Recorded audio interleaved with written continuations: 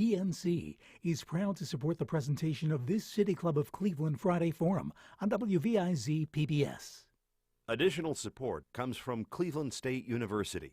Support for closed caption transcripts of City Club forums is provided by the Nordson Corporation Foundation.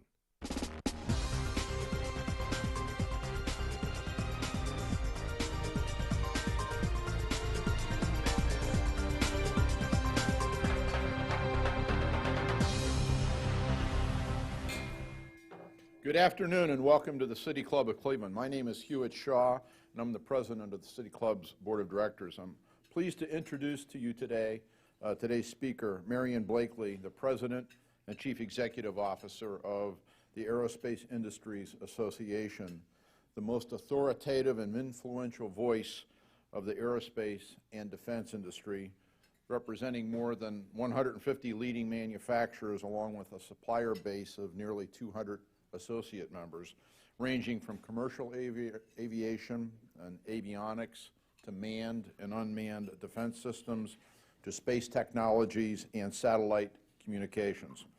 Before taking on her current role in 2007, she served a 5-year term as the administrator of the Federal Aviation Administration, regulating the nation's highways and operating the world's largest air traffic control system and managing 44,000 employees and a $14 billion budget.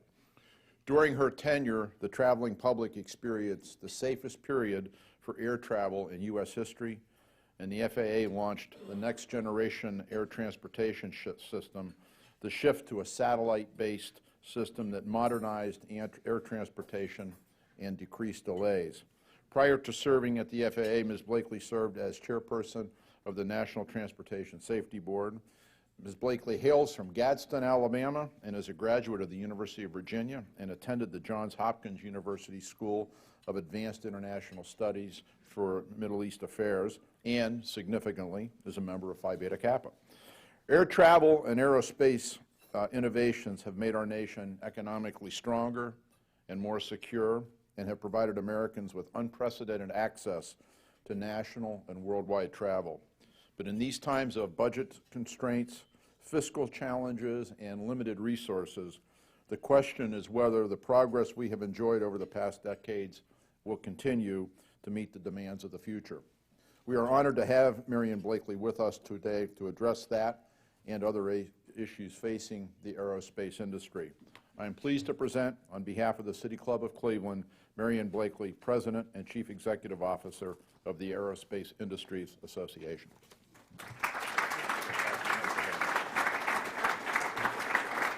Thank you, Hewitt. And what a delight it is to be back in Ohio, and specifically here in Cleveland. I must also say thanks to Jim Foster and the City Club for the opportunity to be with you today. It's very exciting, Jim, to be here in the midst of your 100th anniversary.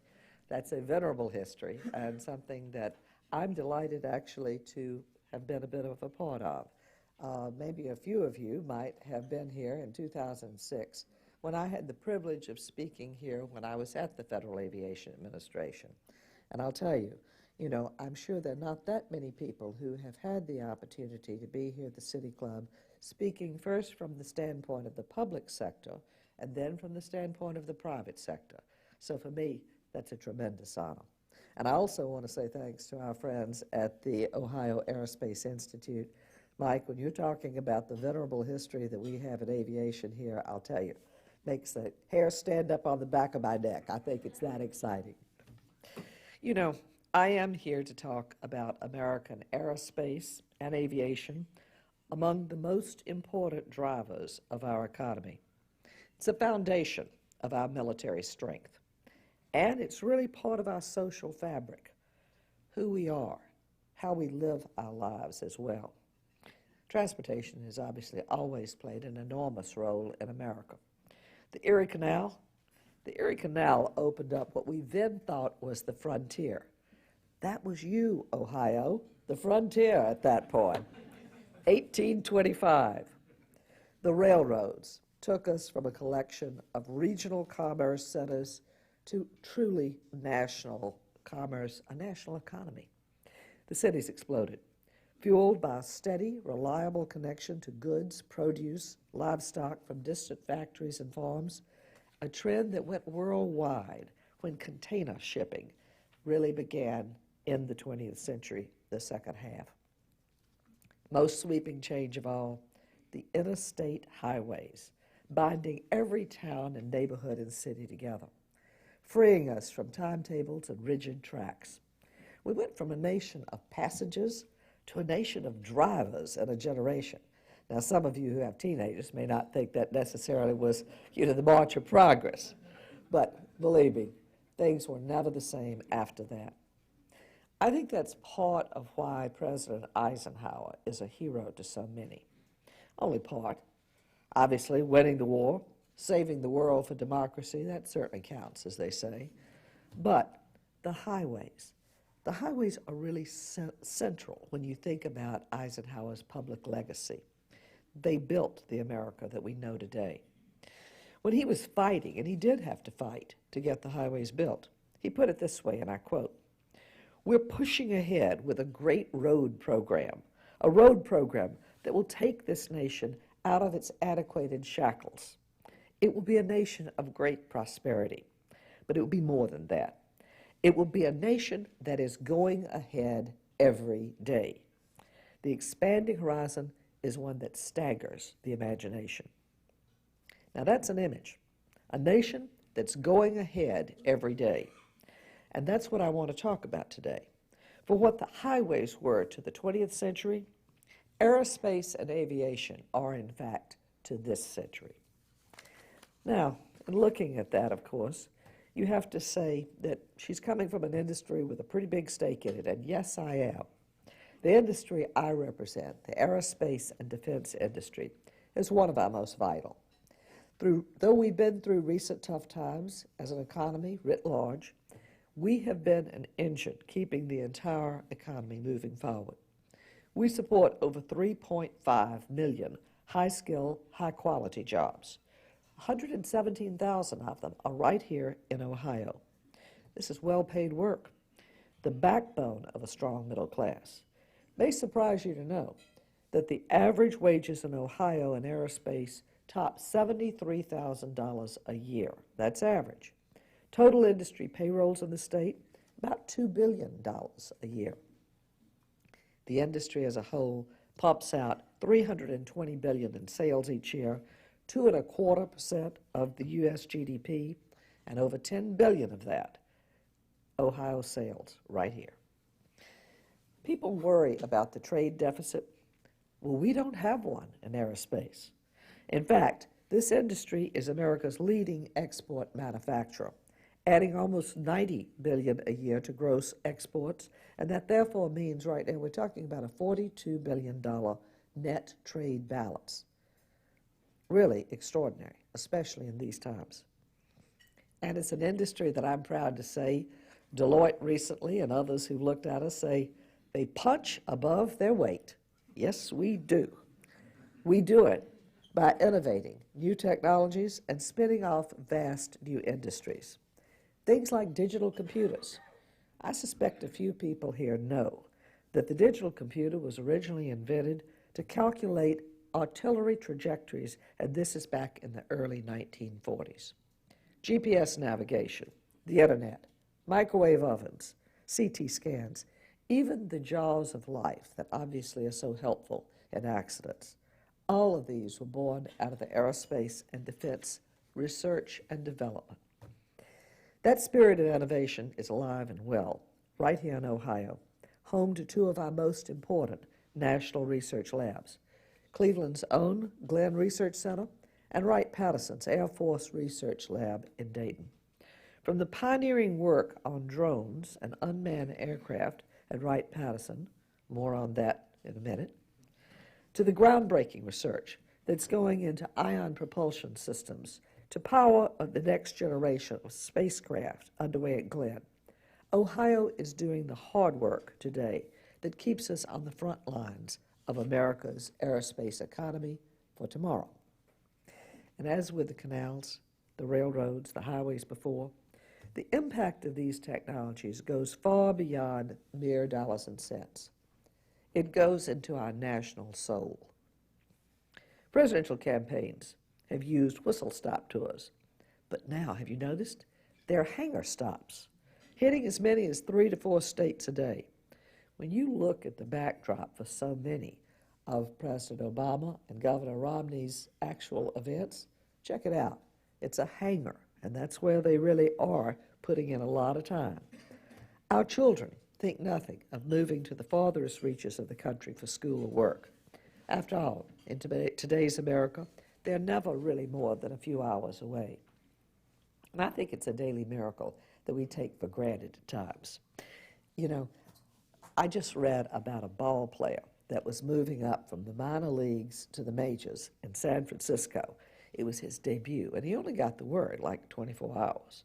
So he called his parents in Georgia, and of course, they said, "We'll be there. We have to."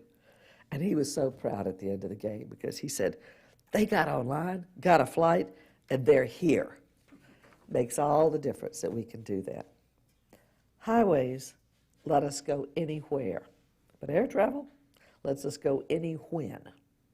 From the birth of our grandchildren to the Indians' next World Series game, and by the way, I'm rooting for that, but you can appreciate I'm rooting for it in Washington, D.C. Go Nets! It's important that you can be there today and you can be there when it's happening. The economic impact of this kind of change is really staggering. Right now, there are about 20,000 passenger aircraft in service worldwide. Boeing predicts that almost twice that number will enter service in the next 20 years. We're talking 34,000 new aircraft. It's huge. And fortunately, the best, cleanest, most fuel-efficient aircraft in the world, I believe, are the ones that America builds. Fuel efficiency of American jet engines has increased by 125% since 1960, 20% in the last 10 years, and safety margins, amazingly, have doubled since 1990. Consider the Boeing Dreamliner, the most advanced passenger plane in the world, and one that's powered by the Gen X engine that's manufactured right in designed in Avondale and is built by Ohio's GE Aviation. It's taking the market by storm. In my view, we're very well positioned to keep dominating this market, and Made in America will continue to be a hallmark of aviation and the aerospace industry. Cargo flights are also going to boom. By one estimate, they will more than triple in the next 20 years. 15 years ago, a Cincinnati banker told the Wall Street Journal, he said, "I can tell by the number of trucks on I-75 just how the economy is doing." Well, today, you'd probably be a lot better going down to Memphis and watching the FedEx jets take off. And I would also say that you could take a good look at what NetJets is doing, too, if you want to see how the economy is doing. Pretty impressive. Air freight. Air freight's just going to continue to grow in a culture that wants what it wants, when it wants it. And that means a strong and vital U.S. aircraft manufacturing industry for years and years to come. Now, I understand that as much as air travel has become embedded in our daily lives, many of us really do have a love-hate relationship with flying. I get that. But remember this, we're coming out of a period of incredible turmoil and change in the airline industry. From deregulation back in 1978 to the recent waves of mergers and consolidations, and they're not over, to the fundamental system shock that was 9/11, our airlines have been playing catch-up for quite a while. And yeah, it's led to a lot of frustrations for us all. Security lines, I was in quite a one this morning. Take off your shoes, and oh, sorry, you're going to have to throw that bottle of water away. It's always the one I just bought. How is that? The last thing, of course, you think about before you get on the flight, until recently, was how you're going to get fed. But in fact, the end of the last free lunch most of us ever got is back there in the rearview mirror. And, of course, there's everyone's least favorite, bag fees. So I could go on about this. But I do see a light at the end of the tunnel on this stuff. I see a future where airline travel gets easier, more comfortable, and these kinks really do become a distant memory. We'll talk about them as sort of quaint annoyances that used to be back in the day. Because let's look at the trends. While there's no single way to measure this, air travel has undeniably grown more affordable in recent years. The term jet set doesn't even apply anymore. Online fare shoppers, Expedia, Kayak, they're what are really keeping the airfares quite low. Certainly, no one likes to pay to check a bag or to eat in flight, but I think there's another good way to look at this. People who'd rather not eat airplane food, and I can suspect there are a few of you right here in this audience today, it's never been known as great cuisine. People who don't have a bag to check, I didn't have one today, in and out. They're no longer forced to, in effect, pay for these things because they were embedded into the tickets. Fares aren't one size fits all anymore, they're a la carte. And in the end, that's going to make travel more affordable for us all. Security procedures are also improving, and I'd say improving pretty fast.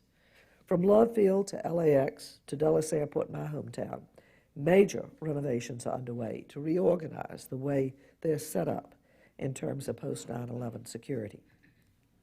The more we build effective and efficient security into the airports, the fewer delays and hassles are going to be. TSA itself has been adapting and learning, getting better at balancing security with travelers' needs. Just this summer, in fact, TSA rolled out new procedures that ease the burden on travelers under 12 and over 75. And that's considerate when you think about it, allowing them to keep their shoes on, keep their jackets on, a few small things, but that matters. New trusted traveler and pre-screening programs are also going to simplify and speed up the security process for all of us. It may sound like a small thing, but they just took liquid snow globes off the banned list last summer. Now, yes, one more American icon that's going to be able to fly free. That's all right. More seriously, the agency has listened to passenger concerns about privacy. When the new backscatter body scanners were rolled out, many were understandably concerned about the see-all pictures they seemed to produce. And the public was right to raise these kinds of questions and right to put the pressure on. But instead of simply digging in their heels, safety officials got to work. For a while, backscatter images were reviewed remotely to ensure that no passenger or anybody standing around got a peek. Wasn't enough. Now privacy is even more enhanced with new filters that really convert the images to stick figures. No more see-through images at all. Meanwhile, the airlines are listening to their passengers by quickly introducing in-flight internet, vast in-seat entertainment libraries, things that would have seemed really tough to imagine just a decade ago. Electrical outlets have arrived on some aircraft, and I have to tell you, I think in-flight cell service is not far behind. Now, that was pretty controversial when I was at the FAA. And, you know, when they tell you got to turn it off, I think that still the pressures from the public are as much against it as they are for it. So I'll leave it to you to decide whether that's going to be a step forward or a step back. The biggest improvement in air travel coming down the pike, however, won't be on the planes at all, at least not exactly. It's going to be in the airspace all around us. It's called the Next Generation Air Transportation System. And I'm looking at a table of folks here, many of whom are intimately involved with it. Cleveland Hopkins, Ricky, I'll tell you, you all are on the front lines. In our business, we call it Next Gen. And it's the single most important thing our nation could do to make air travel quicker, safer, cleaner for decades to come. Today's air traffic control system is built on the same radar and radio technology that was constructed back in the 1950s, some cases 60s. Our planes still track, for the most part, ground stations that were built decades ago.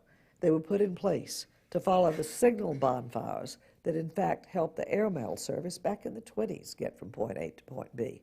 Still tracking a lot of those same routes. Obviously, not the most efficient way to get from point A to point B. The technology's been outdistanced for years. So, we desperately need the all-digital upgrade that NextGen represents that will replace the radar connections with essentially GPS. That's right. Same GPS you have on your car, most of you probably have in your phones. Our airlines don't. A Ford 150 can out-navigate a 747. And NextGen is going to fix all that. It'll mean our planes can fly closer together and allow us to easily route around bad weather. More efficient route mapping will save 3 billion, that's billion with a B, gallons of fuel each year, meaning cheaper and greener travel. And secure digital communications will make pilot control and miscommunication a thing of the past. Hear back, read back errors are still something that really do plague aviation because, you are not relying on the same kind of precision that you can in digital communications. This important work is already underway. The FAA broke ground last year, in fact, on a next-gen ready tower that you all worked very hard to put in place here at Hopkins Airport. Once the system's up and running, the economic impact is going to be astronomical, like going from a horse and buggy to a tractor-trailer. Economists at Deloitte's firm found that NextGen will generate $29 billion a year in savings. That's reduced fuel usage, time saved. That's $29 billion each year from a program that's expected to cost the federal government less than $30 billion to put in place. That's for the whole darn thing. The other revolution that's almost at hand, and you all are really at the forefront of this, is in the unmanned flight area. Drones have already proven their mettle in military service, and we're on the cusp of a new age of unmanned aircraft right here at home. Early on, this will mean that law enforcement, emergency service, disaster relief, all will get the benefits. UAS, as they are more properly known, could be critical in searching for lost children, lost hikers, surveying and fighting fires like we're seeing out in Colorado right now, monitoring, providing relief, and hurricanes, tornadoes. But it's the broader economy where the possibilities are really exciting as well. Inspecting remote pipelines, bridges, spraying crops, commercial photography. Once you start going down the road of the commercial applications, it is truly exciting. But it's going to take a lot of work to get it right. There are legitimate, important questions about privacy and safety. There'll be difficult operational questions about airspace management and integration and other air traffic. It's critical that the FAA and other agencies of government move quickly to establish fair, practical rules of the road in this area. Now, another frontier, looking out further, it's space. And there's even more to be excited about. When I was here in 2006, I marveled that we had gone from Kitty Hawk to the Mojave Desert. Why Mojave? Because we had just seen the launch of Burt Rutan's Spaceship One, the world's first commercial suborbital flight. Well, that may have taken a century, but it only took 6 short years between Spaceship One and the SpaceX Dragon, which I bet everyone in the room saw that docking, either live or saw it repeated on TV, because it was the first commercial spacecraft to orbit the Earth and just this summer dock with the International Space Station. And the space scene has never buzzed with more big ideas. From AIA member SpaceX, their plans to start really regular resupply to the space station, to Virgin Galactic, which says it's going to be launching space tourism flights next year. And Sir Richard seems very serious about making that deadline. Meanwhile, as these commercial space companies grab a foothold in space near the Earth, NASA's pushing ahead with plans for deeper exploration of space. Its new heavy rocket, called the Space Launch System, is underway. It's getting ready to power our next mission to the asteroids, to Mars, or beyond. And if you all want to talk about that, I just spent 3 days with NASA reviewing plans, so it's an area that I'm deeply interested in as well. Because I know we're all going to be watching 10 days from now when Curiosity rover, the size of an SUV, attempts that oh-so-difficult landing on the surface of Mars. Wow. Well, that's the good news. And I think there's a lot of it, And if I were a more polite guest, I'd probably wrap it up right here. Move right on to your questions. But there's one more issue I need to discuss. Because all the things I just described, from our vital aerospace economy to the next-gen revolution, they're all under a deadly, dark storm cloud that's gathering back in Washington. It's called budget sequestration. That's the Washington term for over $1 trillion in automatic across-the-board budget cuts that are set to slash into our military, into our aerospace programs, into our space program, and really almost every operation of government come January. It's an aftershock from the failure of the debt subcommittee last fall. And unless Congress fixes it this year, these cuts will fall like a guillotine right on the neck of our nation's economic and military strength. You can look long and hard in Washington, and you're not going to find anybody these days who says this is a good idea. Mostly you hear words like catastrophic, devastating. The Deputy Secretary of Defense called it arbitrary and absurd. The Congressional Budget Office, nonpartisan, known for their just the facts ma'am approach, says it would be like leaping off a fiscal cliff, landing us right back into another recession. And it's a steep cliff. According to Dr. Stephen Fuller, a noted economist at George Mason University, more than 2.14 Americans will lose their jobs. That's over 5 Clevelands. Nationwide, it would add 1.5% to the unemployment rate. Ohio stands to lose 40,400 jobs, $4 billion sucked out of the state GDP. That kind of economic devastation is bad enough, but the consequences to our military are even more frightening. DOD makes up less than 20% of the federal budget, but it would swallow fully half of the cuts. Secretary Panetta says these cuts would eliminate virtually every major modern weapons program. We would have the smallest and oldest Air Force and Navy since World War I. We've got tankers now that are flying that are more than 50 years old, twice the age of the pilots who fly them. How long are we going to hold out for replacements? Even seemingly impervious investments, like the highly affordable unmanned systems or mission-critical weather satellites, they're at risk because sequestration chops across the board. It hits everything, with no room for DOD to set priorities or make judgments, no room for anyone in the government to decide where to invest and where to cut. And it's not just the military strength that's at stake. American leadership in space is on the chopping block as well. Experts say the cut to NASA would be as deep as 9%. The next-gen modernization program I described could be slashed any more, if even more. 30, 50%? Depends. But it would be very tough to keep a program like that on track with any kind of reasonable horizon. Everyone understands the need to bring down our debt and our deficit. But everyone should equally understand that sequestration is an unacceptably reckless and counterproductive way to go about it. The clock is ticking on sequestration.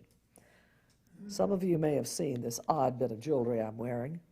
It's the sequestration countdown clock. And the reason I'm wearing it is that whenever I go up to Capitol Hill or meet with groups like this, I want to remind folks that the axe falls now in 158 days. So at the Aerospace Industries Association, we're doing everything we know to stop it. We've launched the most aggressive and ambitious public outreach and education effort in our history. It's called the Second to None campaign, because America does have to be second to none. I've been out sounding the alarm at events like this, urging folks to contact Congress and oppose the cuts. We have a one-click tool on our website that makes this a less than 5-minute job. So I hope that each of you will visit. It's www.secondtonone.org. Encourage your colleagues, co-workers, employees, please to do the same. We're working closely with many companies right here in Ohio, including our very good friends at the Aerospace at the Ohio Aerospace Institute. And they've really taken this fight on as their own, which I'm delighted to say makes a world of difference. But believe me, there's plenty of room on board this fight. So write your senators and your representatives. Please go to the website, secondtonone.org, with the word two, not the number. Or find your own way to reach out and make your voice heard on this important subject. I started out by quoting President Eisenhower, celebrating, as he said, a nation that's moving ahead every day. It's that same spirit that has led us at AIA to name our campaign Second to None. America's best days are most definitely ahead. And aerospace and aviation, they're going to be a big part of them. Thank you very much for letting me address you today.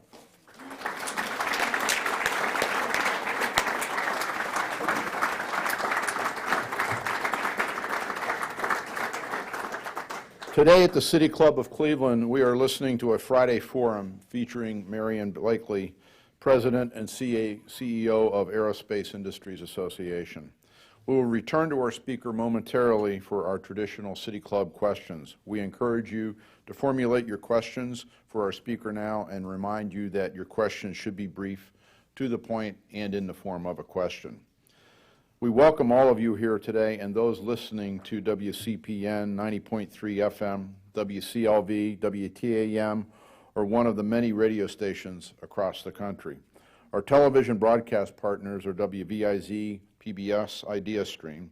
Television broadcasts of the City Club are made possible by Cleveland State University and PNC Bank. Our live webcast is supported by the University of Akron. We welcome guests today at tables hosted by Baker Hostetler, the Greater Cleveland Partnership, and the Ohio Aerospace Institute. Thank you for your support. Now we would like to return to our speaker for our traditional City Club question and answer period. We welcome questions from everyone, including guests. Holding the microphone today is City Club Program Director Carrie Miller. May we have the first question? Ms. Blakey. Ms. Blakey, I was very glad to hear you mention the time when President Eisenhower encouraged the interstate commerce, the interstate highway system. I happened to have been studying in Washington at the time, and I happened to have been in the gallery of the United States Senate when they were arguing that. In fact, I heard Senator Wayne Morse, whose daughter was in one of my classes, speaking about it. I learned very much later that they're the same stock as Samuel F. B. Morse, painter and telegraph. But my question is, where are we flying next? You know, at the beginning of the 20th century, nobody was flying. Where are we flying next? Well, I can tell you where the growth markets are in terms of traffic on this globe.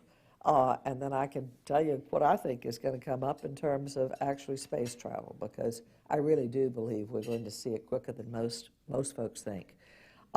In terms of what's going on with air travel around the world right now, we're seeing increasing volume coming out of Asia, coming out of the Middle East, the growth of major new carriers there. When you look at who's buying all the aircraft right now, you see a lot of it from carriers like Emirates, for example, out of the UAE, just one example, but we could go on. India, now China, of course, and we're seeing others that are really fighting to become aerospace forces in terms of supplying those markets with aircraft and parts. We're also going to see more, certainly, in terms of Latin America. Brazil is becoming a major driver in terms of the economic thrust of this whole continent. So I think that what we're going to see, North America, South America, we're going to see a lot more traffic going up and down. And all of that will go to new and highly efficient aircraft. I think that traffic in this country is going to pick up. You know, we're doing all right now, but the recession didn't help things. But if you look back a few years ago, 2006, 2007, boy, we had a lot of congestion. And what I do give you all great credit for is planning ahead for when the traffic really does begin to hit those heights, and what we think will be double the traffic by the time we get into the 2020s at that point. The fact that you all are going ahead, putting in a brand new tower, making plans for the kind of next-gen capabilities here, that's important. So where else are people going to be flying? I had a fascinating opportunity just a week or so ago at the Farnborough Air Show to spend a bit of time with Richard Branson and the new Virgin Galactic. Now, they've got 500 people who have put down up front $200,000. They call themselves private astronauts, and they're going to start flying next year. Now, this is suborbital flight. You get about 6 minutes of weightlessness. But the fact that there are a lot of people who are already interested in this, the price will come down. And the more it moves out of the realm of adventure sport and begins to be actually transportation, that's going to change things without a doubt. I don't think, many of us are ever going to see lots of traffic to deep space, don't misunderstand me. But in the area of suborbital, I think we're going to see a lot because it could be highly efficient.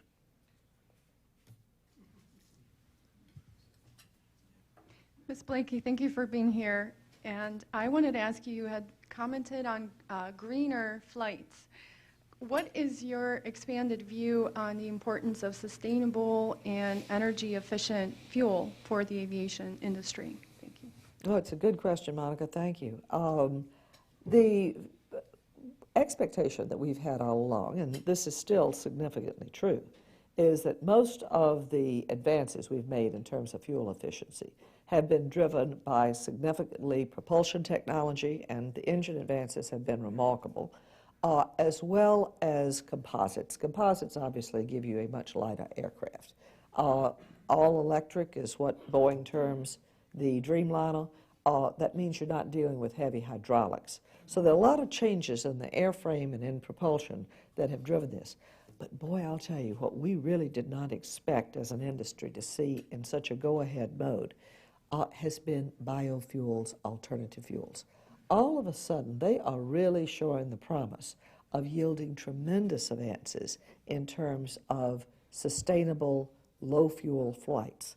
And this is a big thing because we're running scheduled air flights now on a 50-50 blend. Time's going to come when you're going to see that permeating the airspace, and I do think that that is going to be terrific because it does mean that you're driving down emissions. You're making a big difference in terms of air quality, and a lot of the sources of these fuels are very sustainable. Biomass is an example, where you're really not interfering either with feedstocks or interfering with trying to pull the kind of new crops that take a lot of water and take a lot of effort. So there's a lot out there that's exciting in that area. Thanks for asking. Good afternoon. You didn't talk yet about the charter flights, which are really increasing. The third busiest airport in New York State is actually White Plains because of all the corporate jets in and out. In fact, there's one that goes for one of the companies in Rochester, New York, flies every hour, and the Canadian company, Canadair, that built it, checks out the plane every month just out of curiosity because there's no other plane that lands and takes off so frequently in their entire fleet. No, I'll tell you, charter flights and corporate-owned jets, as well as services that provide various ways to share the costs among a group of organizations and people, all of that is moving right ahead. We suffered a little bit of a setback when we had the unfortunate discussion in Washington when some of our automobile executives were chastised for using corporate jets. Excuse me. And, there were some political statements, the president and otherwise, that really set us back. But you're dead right. That's a go-ahead area, and it's very important because it's a tremendous business tool. It goes to excellent efficiency. And believe me, the people who are sitting in these jets are not sitting in the back having champagne. They are a ton of hard-working people, often mid-level executives. When these things are used to full efficiency, it's remarkable what they add in terms of business productivity. So I'm glad you brought it up because it's an area that we think also the United States has a big advantage in some of the aircraft we make. Ms. Blakey, thanks for an excellent presentation. When you flew into Cleveland, you may have noticed there are a lot of regional jets here.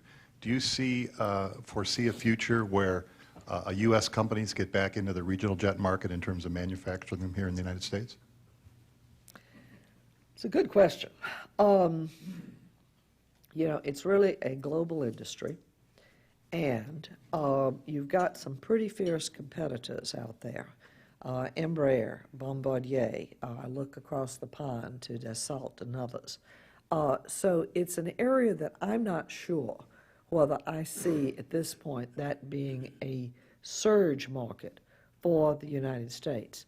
But we're seeing, you know, a lot of that gap gets pretty close to being closed between some of the aircraft Cessna manufacturers, for example, some of the aircraft that Boeing is looking at.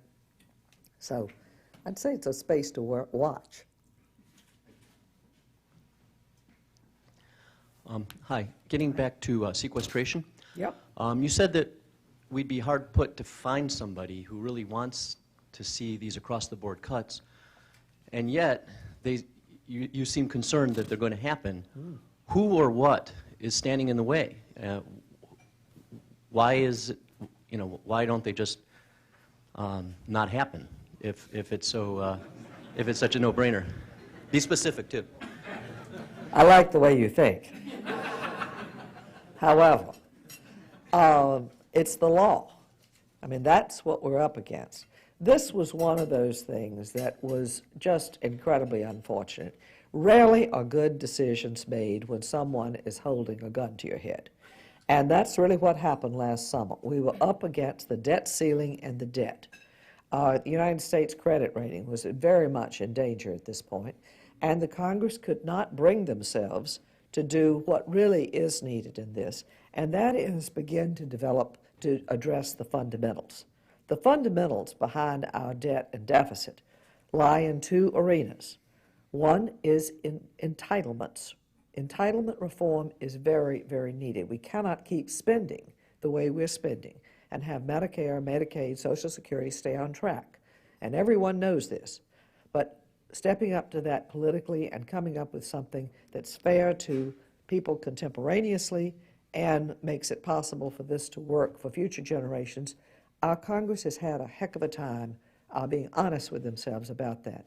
The other is in tax reform. Certainly the revenues are going to have to match the spending. And those two areas are very complex and tough. But last summer, no one was willing to step up to it at all. So what they did is establish the, quote, super committee that was supposed to address this, supposed to come up with the combination of solutions that would work. And what they did was put a sword of Damocles in the law, and that is sequestration. If the super committee did not act, no choice, there would be cuts beginning at the beginning of 2013, January 2nd. And it's the law. It's very hard to repeal a law. And the same kind of issues are going on in the debate in Washington that were going on last summer. And that is, okay, are we going to address the fundamentals, or are we going to kick the can? We're going to try to put a patch on it. What's the right answer here?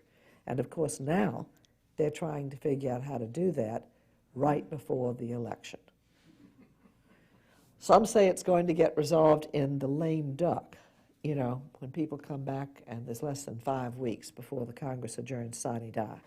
Again, very, very difficult to do, especially when you have questions, for example, like whether to renew the Bush tax cuts. What do you do about the debt ceiling, because it will have to be raised again?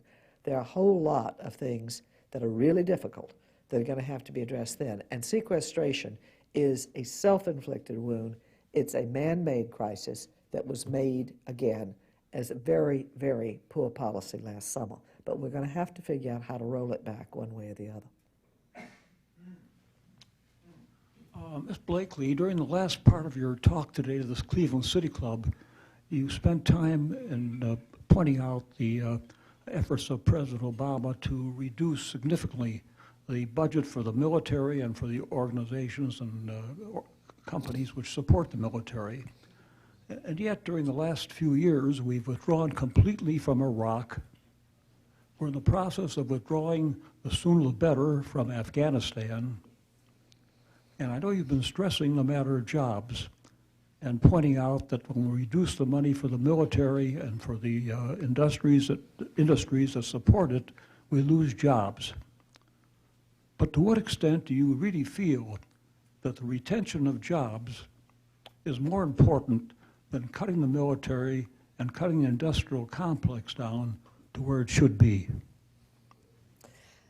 Well, I think a couple of things have to be taken into account. The drawdown from Iraq and ultimately from Afghanistan will happen. And certainly that will cause lesser strains on the defense budget. But the fact of the matter is that cuts have already been put in place. If you followed what Secretary Gates did when he was in office, in point of fact, he did cut a number of significant programs. He also did a number of things to have the DoD become more efficient. He called it his efficiency initiative. And in fact, he did repurpose money as well as save money in the course of all that. What people are not taking account of is that last summer's Budget Control Act cut $487 billion off of the defense budget. Now that's done. Those cuts are going into place. So it's very important to recognize that the drawdown there is very real and it's happening. But even if you want to set aside the economic impact of sequestration, the loss of jobs, which frankly, in this economy, I don't think many people want to do, because these are good jobs. And this is a matter of for something that will not even nick the debt or the deficit. You won't even be able to tell these cuts when you really look at the magnitude we have there.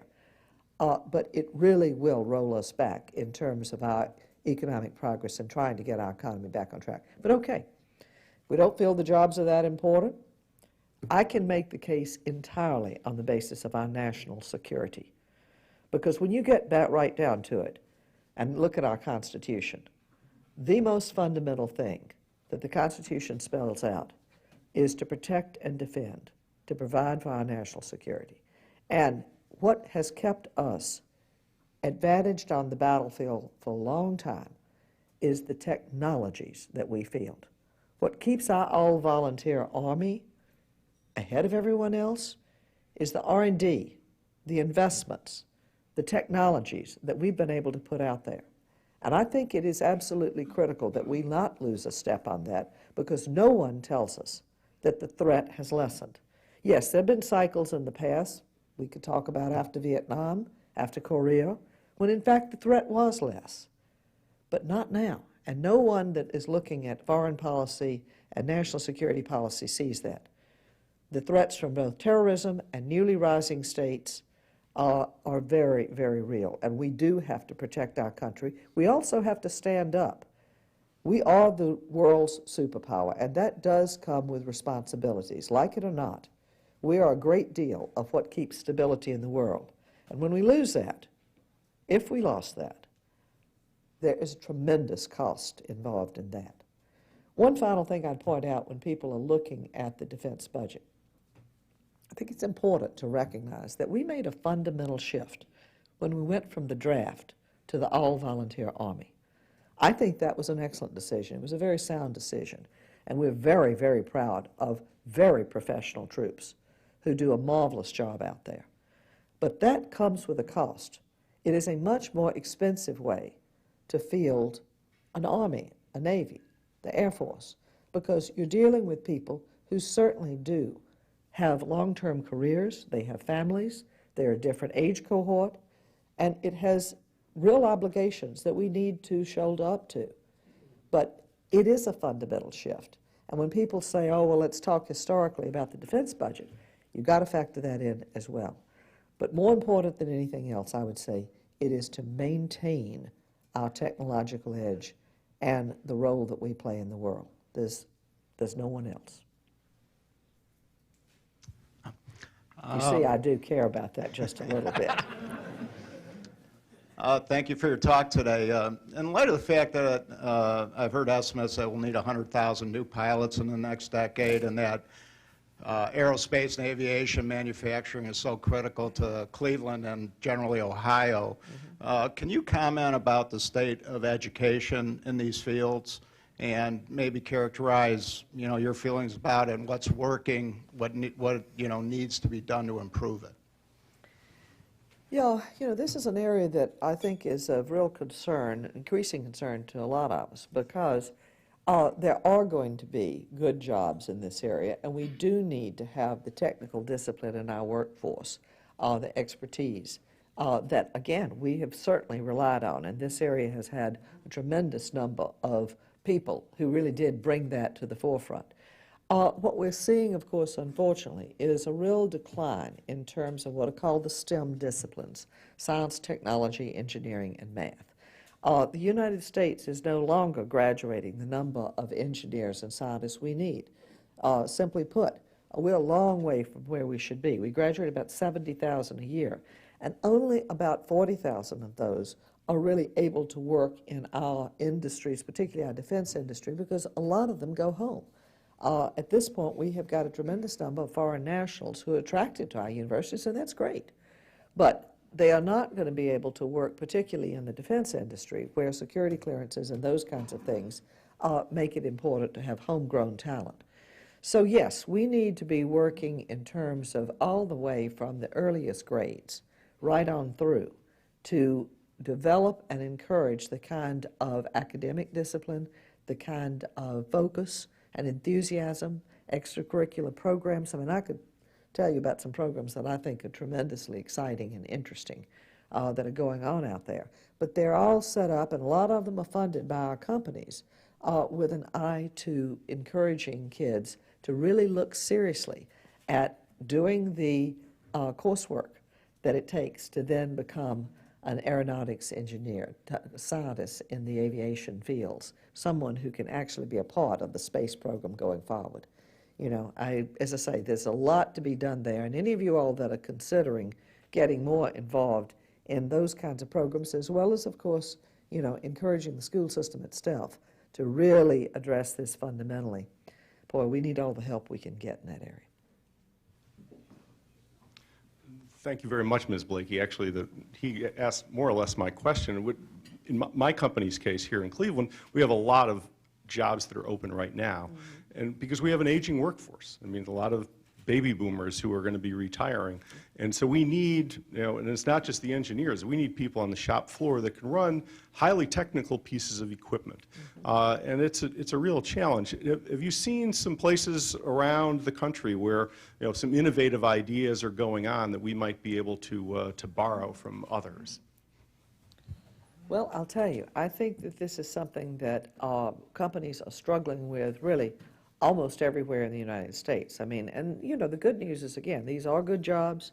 They are jobs that really do, I think, carry a excitement in many cases, a certain stardust quality to them. If we just make sure that people really know what it takes to do that. In terms of innovative programs, what we're seeing is that there is a big difference in the kind of expectations that younger people, the generations that are coming in now, have versus what we saw, frankly, 25, 30 years ago, which is the generation that a lot of the people in aerospace and defense are now. They're 50s, 60s, as much as potentially half of our workforce could be retirement eligible in about the next 5 years.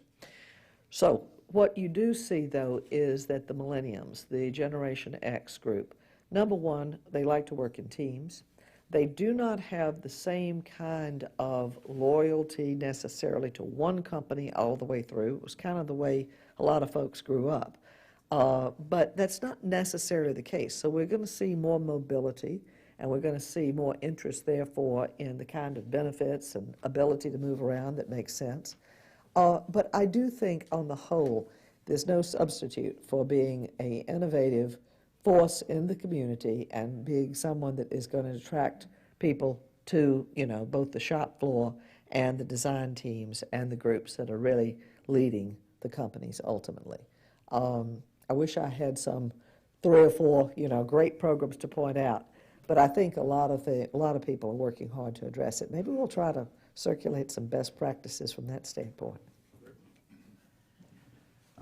Ms. Blakey, one of the limitations of air travel is that you've got to drive out or be driven out to an airport and wait for half hour or more than that just to catch the airplane that you need. That's a similar limitation as in railroad traffic. Is there any increased use of helicopters to start and land more locally? You haven't mentioned very much about that. Would you address that, please? Well, I'll tell you, helicopter technology, of course, is a tremendous asset in a lot of areas and fields. Obviously, in our military, it's been huge, and commercially, it's been enormously helpful. In terms of passenger traffic, unfortunately, it also, at this point, still carries with it a fair amount of noise. The environmental issues that go with that are such that, you know, it's often something that's very difficult to use as a way to get people from home to airport. And it's, you know, it certainly is for people who usually have more resources than the average air traveler. So I'm not sure that I do see that changing soon. If there's some breakthroughs in terms of noise, and, you know, again, cost factors are also important, that could make a difference. But it's tremendously important technology. There's no question about it. Let me mention one thing that, to your question, a little bit different take on it.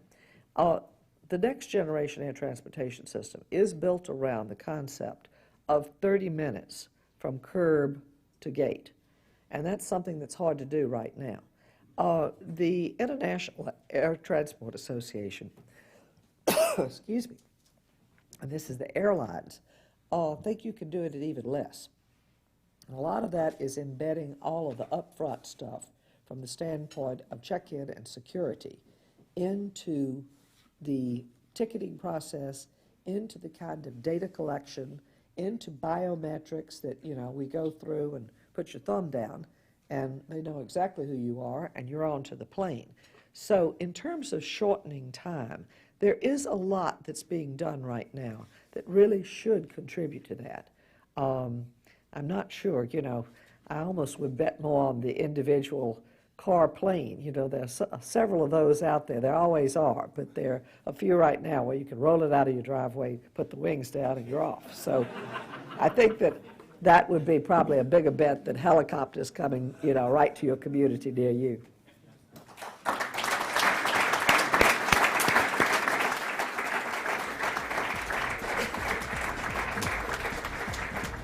Today at the City Club, we have been listening to a Friday forum featuring Marion Blakey, President and CEO of Aerospace Industries Association. Thank you, Ms. Blakey. Thank you, ladies and gentlemen. This program is now adjourned.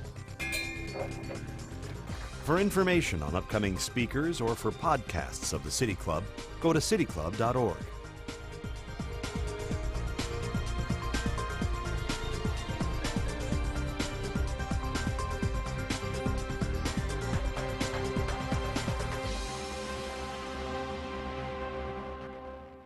PNC is proud to support the presentation of this City Club of Cleveland Friday Forum on WVIZ PBS.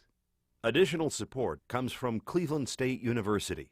Support for closed caption transcripts of City Club forums is provided by the Nordson Corporation Foundation.